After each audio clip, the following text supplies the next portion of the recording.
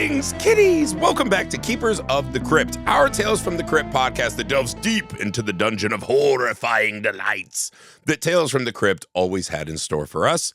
We couldn't be more happy that this show is back on Shudder, finding new audience, inundating younger horror fans with the chance to relive all the thrills and chills that we experienced way back in the day when Tales from the Crypt first ran.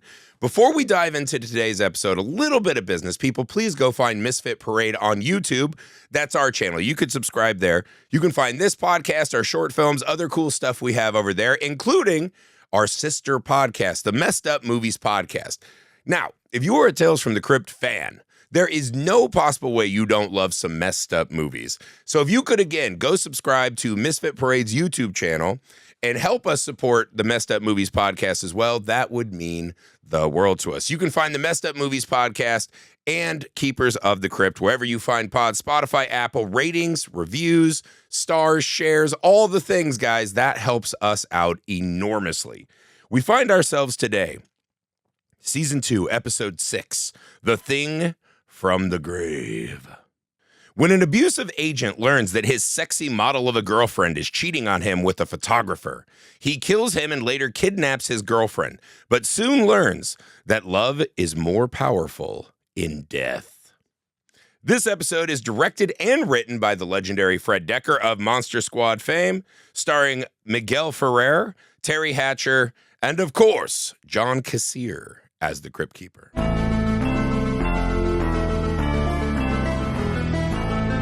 We are cockles deep into season 2.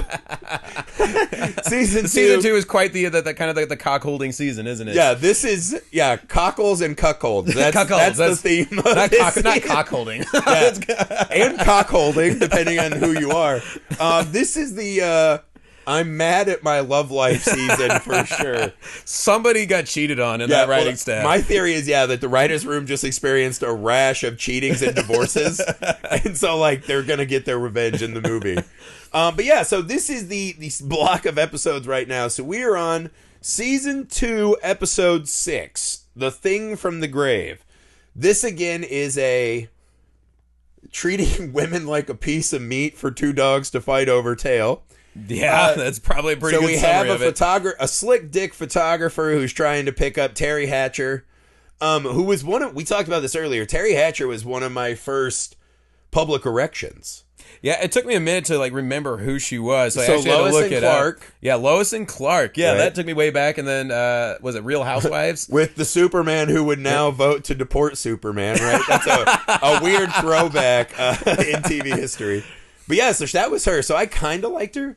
But I told you, I think I was in my teens and I went to see Tomorrow Never Dies, right? The Bond movie where they had the evil newspaper man who's trying to start a war so he can get the first headline. And I was like, I don't really know if that is financially as viable a Bond villain plan as others. But it was cool, right? They had the German henchman who was really tough. I mean, and they had Teri Hatcher. It fits the Pierce Brosnan Bond era. I fucking love Pierce Brosnan. He's my favorite Bond. But in that, Teri Hatcher was one of his former flames who's with the newspaper man. She comes to his hotel room. There's a shot where she just drops the dress. She's got the garters on. It's classy as hell. Mm-hmm. And it was one of those, my buddy's pass the popcorn. I was I can't. I can't. I was this is a problem. What were you doing with the popcorn? Covering my erection. I know, but you're in a movie theater. You can just sit there nobody's I wasn't watching. thinking it out. I was a bubbling cauldron of hormones. But it was one of the first ones I remembered where I was oh no. What if I have to get up for some reason? Because you're also young, right? So you're not a boner expert yet. You're what if this lasts for all day? And at that age, it very well could. You get a few gusts of winds and and you're chair bound for a day. You take off running and get that proper drag across the jeans. You're dear God. But yeah, man. Thank God we were in the era of Trapper Keepers. Oh God, yeah. Just fucking filling up Lisa Franks with erections. But yeah, so Teri Hatcher, right? We have a photographer who's a little too slick for my taste. A boyfriend who, not even a boyfriend, a guy who pretty much just batters her and kills anyone who tries to get close to her. So just scumbag guys. So do you want to lay out the basics of the episode before we get too far? So yeah, interesting director on this one. Fred Dekker, known for Monster Squad, and interestingly, RoboCop 3, where the main bad guy in this one's from RoboCop 1. Right. So, yeah, kind of a cool, interesting tie in there. What is his name again? He's such an awesome Miguel character. Ferrer? Farah? Is it Ferrer? Is it the R? I'm not sure. I don't know how to pronounce it. But he is such an awesome character actor, man. I mean, he's just great in everything he's in. I mean, he's your quintessential late 80s business dickhead, which is what awesome they use him for in this. Yeah. Kind of like the blue-collar guy who somehow now works in corporate and he's always fed up with it. Right? Yeah. Like, that was kind of his role. But he's awesome in this. So they're fighting over Teri Hatcher, right? This has a thing that, again, is going to start becoming a motif of the next couple episodes, is starting at the end. Yeah, which I actually like. I like that. I've always loved that style. Fucking hate. Really? So nothing more than starting at the end. So it tells me that you don't believe in the story. So you don't like Goodfellas? Goodfellas is an exception because it's a completely non-chronological examination. Not completely non-chronological. It actually kind of more starts in the middle, I guess I would say, in the end. But I'm saying, like, I watched that TV show Hannibal, right? And at the end of season 2, or at the start of season 2, it shows Hannibal and either Will or whoever the fuck Morpheus was playing fighting. Yeah. And I was like, I don't know, I never saw this series. Oh, okay, so like they're gonna like try to catch Hannibal this season. Like, why do I have to watch 15 episodes of this now? I hate when they fucking start at the end. See, like when I was a kid, like, and I would read new book, like especially like Goosebump books. Yeah. I'd read the last paragraph of the book first. Would you really? Yeah, I'd read that first, and then I would start at the beginning to see how they got there. Because I always thought that was a cool story mechanic of, here's where you're going to end up. How are we going to get there? Like, it's not about like not believing in the story. It's just about to me, it setting it the takes appreciation away for the journey. Options of the story, right? Like, it feels like by that point I'm really locked in on, like, I know exactly what's happening here. There's no, chance for me to be surprised or feel like an organic connection to something. I mean, in all fairness, we knew where this story was going to go. You're not wrong. Like when it's called the thing from the grave, it's pretty obvious. And then this guy walks in and is immediately threatening to shove a camera up his ass. Yeah, take that long lens and some Vaseline and get some pictures of your asshole. That was pretty funny. That was a really funny line for like when he was trying to be nice to him too. He was trying to be like, hey, here's some cool stuff you could do. Why don't you go over there and do it? And he just wasn't fucking having it. But like, he's going to kill that photographer. You're right. Like, I just personally just start the story at the start. Sure. Maybe in this one, it wasn't necessarily needed. If you can't come up with the first image of the story, like, maybe figure it out. You know what I mean? It wasn't needed in this particular story. I don't think it's needed in any of these fucking stories. Again, Goodfellas. Right, it works but really well. You know what did this better? What? The very first episode with the executioner. They show someone else's execution. Right, and so it's foreshadowing where we might be going, but not making us watch the same shit twice. I do also love good foreshadowing too. Yeah, but this is not foreshadowing. It's just like, here. It makes me be like, why do I have to watch the next 10 minutes of this? Like, why can't I know we where just it's going to get end to up? that? Yeah. In this particular instance, I don't disagree with you. Yeah. That it is not necessary to go that way. Right. So this episode is pretty fucking generic Tales from the Crypt once we get going, right? The twist they add to this one, and I have to wonder, right? The photographer has a Mayan trinket, which I think he says he gets from his grandmother.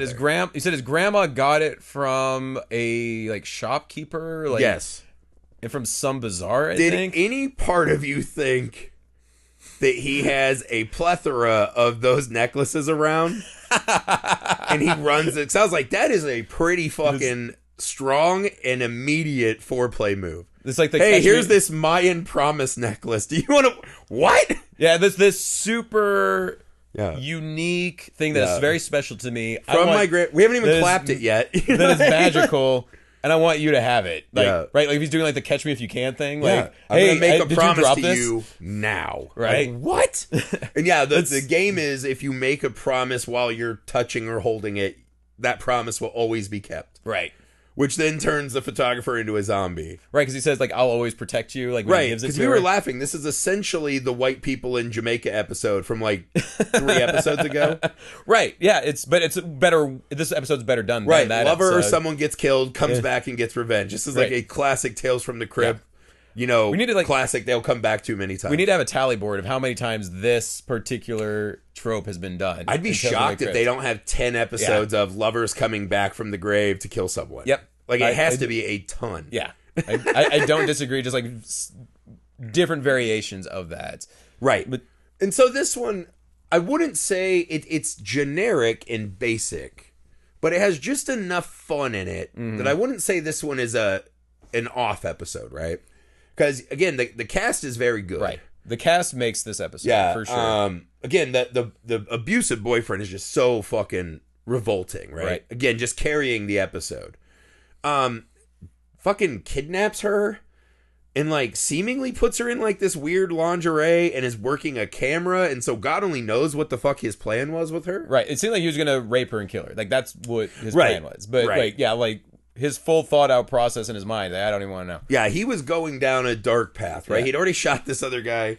You remember what? He has this... and which, by the way... Is that the shoulder she used to cry on? Bam! Right, which was actually, like, a pretty cool death scene. It's awesome. He, like, wastes that guy by the grave, and he's, like, doing all this biblical shit. He goes, what about the thou shalt not kill command? And he goes, fuck it. Bam, bam, bam, bam, bam. He's like, yeah, like in very much a RoboCop-style fashion. Yes. Like, just, like, point blank, multiple shots to the chest. Yeah, fucking annihilating.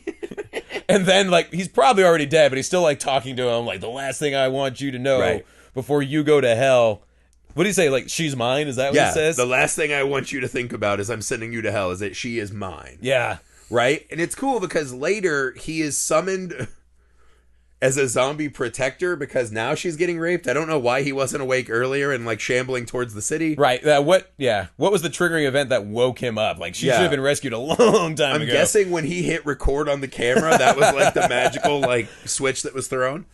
But the zombie makeup is great. Yeah. They do this, like, zombie howl where the cheek is gone and there's worms in it. That's great. And, like, the maggots coming out of the eyes. Like, that was a great zombie costume. It looked awesome. Then, chases him down to the grave. He falls in. Mm-hmm. And it's kind of funny because he's, like, scooping dirt slowly onto them. It's just a really cool death scene. I really like that. It is cool. What really sealed it for me, because at first I was like, dude, just fucking run. He's a zombie. Like, get away from his, like, rotting hands. I guess he's not that old. And he's probably supernaturally. But even just walking in, he was obviously, like, shuffling. Like, he wasn't going to chase him down. He wasn't a 28 days later zombie. Well, he ran to his car and he just, like, didn't get in it. He ran the other way. I was like, did you not have the keys? Were they in your masturbatorium? What's happening here? When he was pulling him in, though, and he uses the shovel to cut his fingers off. And then with his own stump, he writes, she's mine in blood. I was like, that's a fucking awesome image. Like, I was really into that. Yep. It really did tie that. I mean, so that's good because it ties that story together. Yeah, it was good. And then it does make you wonder, because Teri Hatcher puts it together.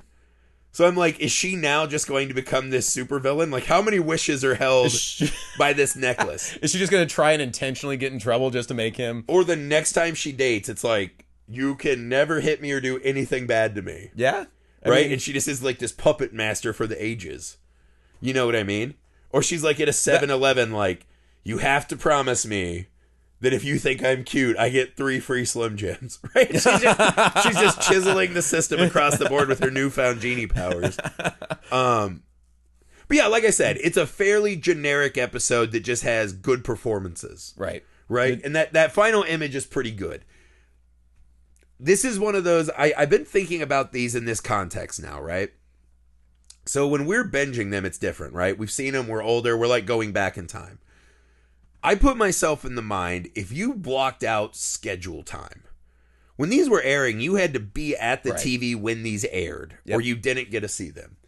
If I had blocked out time, said no to like a plan, right? Like I'm a grown up and I want to watch Tales from the Crypt. All right, I can't go out to the bar with you guys, Tales from the Crypt's on. Yeah, and this is the episode I watched. How fulfilled would I have been? This one would have left me wanting. It's not a bad episode. You would have been upset that you sacrificed those 20 minutes to go out? Maybe. Dude, this show came on at like 11 or 11:30. Like this was like an... That's what I was wondering. Is like, would you have had plans if it comes on at 11 o'clock at night? Would you probably already be at home? Or would you... I don't know if you've been with me at bars. I never go home until they say you have to go home. Right. So yeah, I don't know if I would like ever have just... If I was in my 20s or 30s during this time, if I would have been like, nope, can't go out, Tales from the Crypt's on. Like, it would have been one of those things like, TV oh, I got were different back then. I don't know. Well, we had VHSs. Yeah. I would have recorded it. I would have like done like the old school TiVo. Yeah. We never really recorded anything. You never. Oh, we But I'm just saying, it's an interesting thought experiment. Put yourself in the...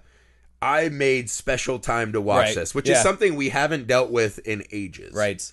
So yeah, how would you have felt? Would it have been? Would have I felt it was worth anything I sacrificed for that episode? Yeah. This one. That's a good question. It's very generic, very basic. I guess if you like really are just into seeing Teri Hatcher in her blue lingerie, but she's in distress, so it's not as appealing. Right. It's not sexy. I mean, well, she has like that. I don't know. Did they have any like really like sexy scenes with the photographer? I don't think so. No, they kind of kissed, and she peeled the jacket off while he was like filming them. Yeah, like there's like silhouettes and things like that. So again, not a bad episode. No, and I would have enjoyed watching the performances again, like that. But like I feel like when we're like done with the entire 90 some episodes, this feels like one that'll just kind of like fade away from me. This is not one that stands out. For sure. Other than Teri Hatcher, I don't think I'll remember anything. It doesn't stand out for being terrible, and it doesn't stand out for being excellent. Right. Like, there's a lot of just like okay Tales from the Crypt, right? And this one is just kind of a middle of the road. Right. And again, I think it's also hard because we're in this run where we're doing so many jilted boyfriends. Right. So this is just one that kind of like fits in like the generic... Because you think of the last episode, right? That like cruel ending, that's going to stick with you forever. Yep. And that's when... This one, Yeah, like the last one I remembered watching from before. Yeah. This one I'm like, I don't really remember too much on this one, but yeah, it kind of just like kind of fits in those like, okay, this is like your typical equation for Tales from the Crypt. Like this Lust, is what you would expect. Murder, get your comeuppance. Yeah, you know, moderate B celebrities. Yeah. Like in it. Again, but the cast was great. Yeah. The cast is the all-star of this. The zombie makeup's pretty good. That final shot is fine. There's lots of good elements to it, but it doesn't come together. The necklace is such a fucking bizarre just... I mean, how else are you going to get put this in? Well, I mean, you got to have something to get the guy to come back from the grave. Couldn't they have just done like a true love thing? How did this fucking white appropriator just end up with this Mayan relic?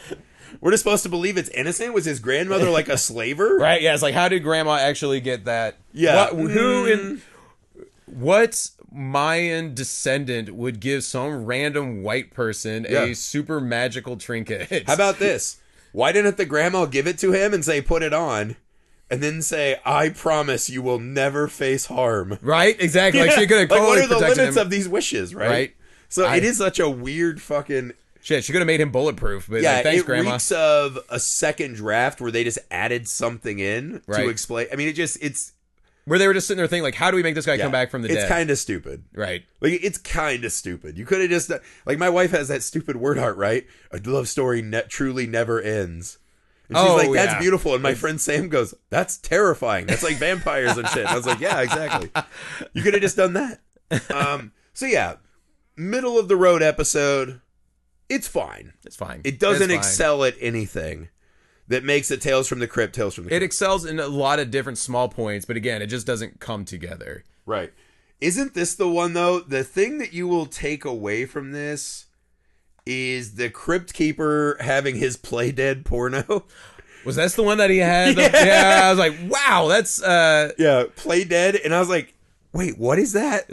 I was trying to like look at the zombie lady. I was like, borderline like necrophilia. Like, I don't know if it's necrophilia if you're also dead. Right. Well, no, I mean, it's like something that's like supposed to appeal to the audience because it was like a half like underboob. He's like, there. Oh, you caught me reading. Like, come on.